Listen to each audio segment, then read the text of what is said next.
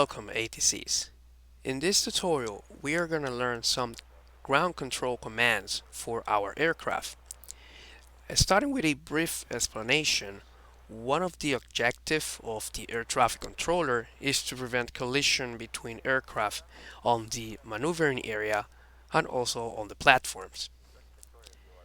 So the way that we do that is by actually setting or giving a priority to an aircraft over the other.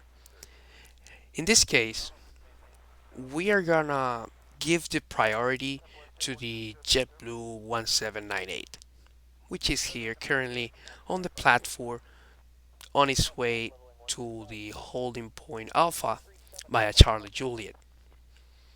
Right now, these two aircraft are holding position.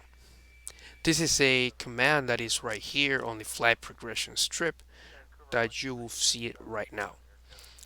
So let's go ahead and instruct the Goal 7710 to hold his position before entering the Charlie taxiway. We're gonna open the whole shore menu here and we are gonna set the Charlie on. What I'm basically doing is telling to the Gulf like, hey, you can continue your taxi, but before entering Charlie, you need to stop. And once I give you the authorization, you continue your taxi. So now let's go ahead and set the continue the taxi of these two aircraft so you can see what happens.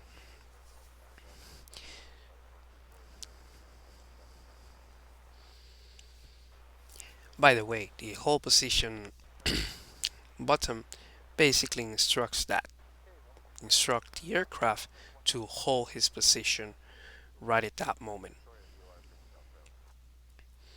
We're gonna test it out with the JetBlue, which is currently moving. I can say like, hey, JetBlue 1798, hold position, and the JetBlue will hold his position. And then I can say, JetBlue 1798, continue taxiing, so it can continue its taxiing.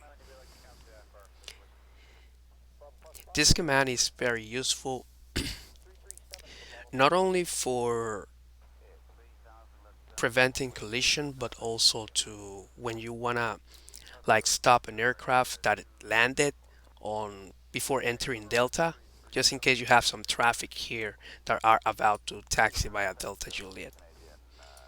In this case, we see that the JetBlue 1798 is currently it passed the intersection here between Charlie and Juliet, so we can now instruct the Goal 7710 to continue its taxiing.